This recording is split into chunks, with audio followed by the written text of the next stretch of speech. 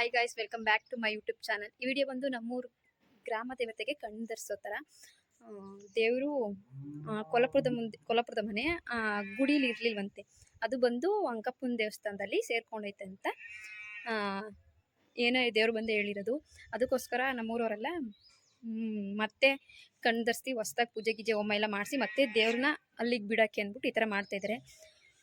ಅಂಕಪ್ಪನ ಗುಡಿಲಿ ಇರುತ್ತಲ್ಲ, ತುಂಬಿನ ಬಿನ್ಗೇಳಿ ಕಳಶ ಮಾಡಿ ತೊಗೊಂಡೋಗಿದ್ರು, ಇಕ್ಕಿದ್ರು. ಇಲ್ಲಿಂದ ಈ ದೇವಸ್ಥಾನದಿಂದ ಮತ್ತೆ ಆ ದೇವಸ್ಥಾನಕ್ಕೆ ತೊಗೊಂಡೋಗಿ ಇಕ್ಕಿದ್ರು. ನೆಕ್ಸ್ಟ್ ಒಂದು ವಾರನೇನೋ ಇಕ್ಕಿದ್ರು. ಇವತ್ತು ಗುರುವಾರ ನೈಟ್ 10 ಗಂಟೆಗೇನೋ ಅದನ್ನು ಅಲ್ಲಿಂದ ಕೊಲ್ಲಾಪುರದ ಗುಡಿಗೆ ತೊಗೊಂಡೋಗ್ತಾರೆ.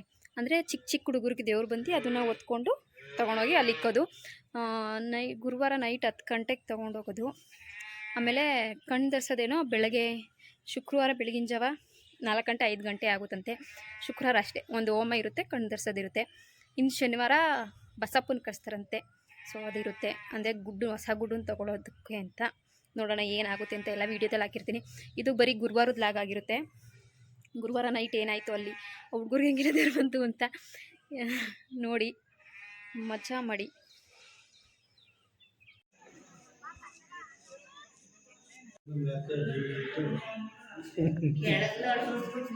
ಕರ್ಕೊಬತ್ತಾ ಇದೀವಿ ಇವಳು ಕೆಳಗ್ಲೋಳು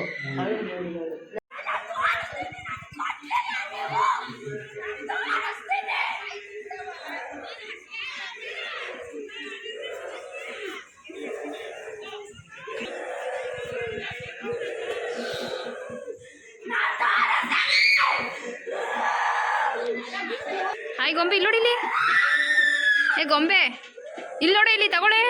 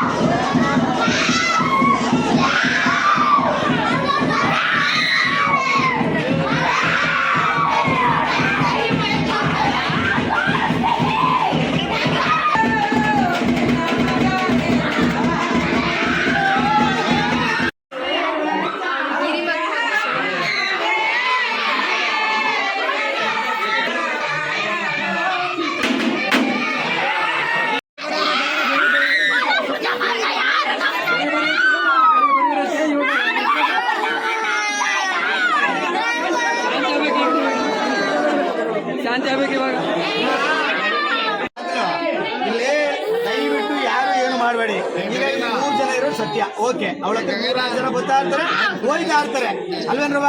ನೀವು ಯಾರು ಆಗಿರ್ಬೋದು, ದೇವ್ರು ಬಂದು ತಾನೆ ಒಳಗಡೆ ತಗೊಂಡ್ಬಂದು ಬಿಟ್ಟ ತಾನೆ ಅಲ್ವೇನ್ರವ? ಸಾವಧಾನ ತಗೊಂಡ್ಬಿಡ್ಬೇಕು. ಏನು ತಪ್ಪು ಮಾಡ್ಬಿಟ್ಟವ್ರೆ ಗೊತ್ತು. ಇಕ್ಕಿಂದು ಈಗ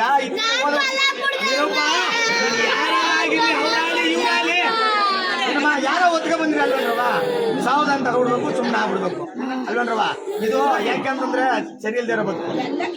ಇದು ಶುಕ್ರವಾರ ನೈಟು ಕಣ್ಣೆಲ್ಲ ಧರಿಸಿ ಆಲೆ ಬಾಗಿಲು ಮುಚ್ಚಿಬಿಟ್ಟಿದ್ದಾರೆ. ಈ ಬಾಗಿಲು ತೆಗೆಯೋದು ಮತ್ತೆ ಬೆಳಗ್ಗೆ 11 ಗಂಟೆಗೆ ಅಂತೆ, ಅಲ್ಲಿವರೆಗೂ ಓಪನ್ ಇಲ್ಲ.